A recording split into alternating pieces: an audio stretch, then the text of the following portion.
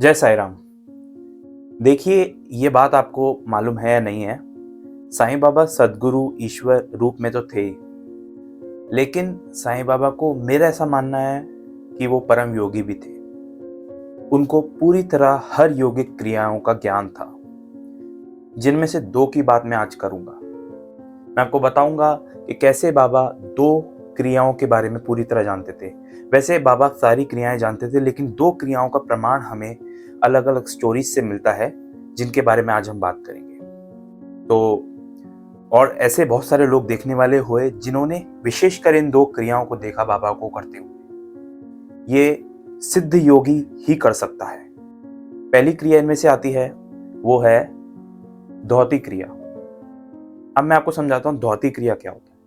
धौती क्रिया में जो योगी होते हैं वो 3 इंच चौड़ा और 22.5 फुट लंबा एक कपड़ा लेते हैं और उस कपड़े को अपने मुंह में डाल के पेट तक उतारते हैं और आधे घंटे तक रख के उसे बाहर निकाल लेते हैं। इससे होता है वो अपने आते, पेट की आंतें वगैरह साफ करते हैं। ये होती है धौती क्रिया।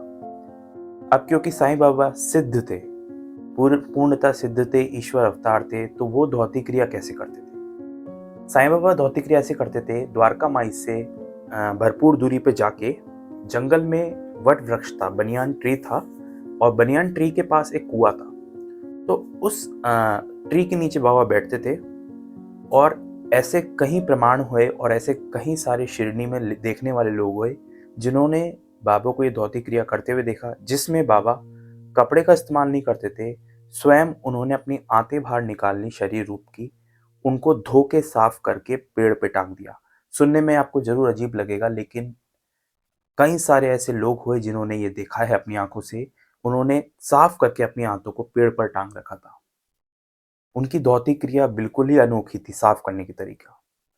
आम धौती क्रिया में एक कपड़ा इस्तेमाल होता है, लेकिन उन्होंने पूरी आंतें बाहर निकाल के उनको साफ करके और पेड़ पे टांग दिया। ये बाबा की लीला वही जाने, और बहुत उच्च स्तर के योगी भी ये तरह से नहीं कर सकते, इतना टफ लेवल की जो क्रिया होती है। सेकंड हम बात करेंगे, जो योगिक क्रिया हमें जानने को मिलती है बाबा करते थे, वो था खंड योग। अब खंड योग में क्या होता है, बाबा एक बार द्वारका माई में अपने शरीर के टुकड़े करके, खंड करके, और उन्हें पूरे द्वारका माई में अलग अलग जगह पर बिखेर दिए थे। इसका प्रूफ हमें ऐसा मिलता है कि एक बार एक सज्जन व्यक्ति सुबह आए तो उन्होंने देखा कि बाबा के टुकड़े इधर उधर पूरे द्वारका माई में बिखरे हुए हैं।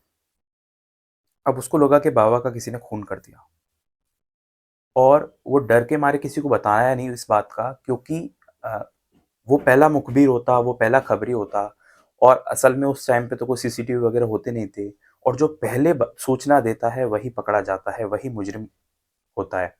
तो वो ये सोच के डर गया कि अगर मैं बताऊंगा तो लोग सोचेंगे मैंने खून कर दिया, तो उसने किसी को बताया नहीं और वो चुपचाप वहां से चला गया। अब वो जब अगले दिन सुबह आया तो उसने देखा कि बाबा एकदम ठीक ठाक बैठे हुए हैं द्वारका माई में। वो ये देख के चौंक गया। उसने बाबा से जिक्र भी किया तो उसको ये मालूम पड़ा जानने को, ये खंड योग क्रिया है, खंड योग क्रिया। और शायद मतलब बहुत ही कम जो उच्च सिद्ध व्यक्ति होते हैं, उच्च सिद्ध संत होते हैं, वही ये क्रिया कर सकते हैं अपने शरीर के खंड करके। और ये जो दोनों क्रियाएं हैं, इन दोनों क्रियाओं के बारे में हमें साइंस सच्चरित्र से भी जानने को मिलता है। चैप्टर 7 में इसका जिक्र किया गया है, जिसमें बताया गया है कि किस तरह से बाबा ये दोनों क्रिया करते थे। वैसे बाबा को सारी यौगिक क्रियाओं का ज्ञान था, लेकिन विशेषकर प्रमाण, जो आंखों देखी बातें हमें जानने को मिलती है, वो इन दो क्रियाओं के बारे में सबसे ज्यादा जानने को मिलती है। धन्य है वो लोग जिनने अपनी आंखों से ये क्रियाएं देखी, और बाबा की लीला तो बाबा की लीला ही जाने। लेकिन आप इसी तरह साईं बाबा से जुड़ी हुई असली कहानियां जानना चाहते हैं, असली स्टोरीज जानना चाहते हैं, मेरे से जानना चाहते हैं, अपने इतिहास में झांकना चाहते हैं, तो आप मेरे इस चैनल को अभी सब्सक्राइब कर सकते हैं, फॉलो कर सकते हैं, और साईं भक्तों के साथ शेयर कर सकते हैं। मिलेंगे नेक्स्ट वीडियो में। हर रोज कोशिश करता हूँ एक से बड़ी एक कहानी आपको सुनाने की, बाबा से रिलेटेड असली कहानी सुनाने की, और जो फेक व्हाट्सएप फॉरवर्ड होते हैं उनको हम खंडन करें, उनको ना पढ़ें। तो इसी तरह आप मुझे भी सब्सक्राइब कर सकते हैं। जय साईं राम।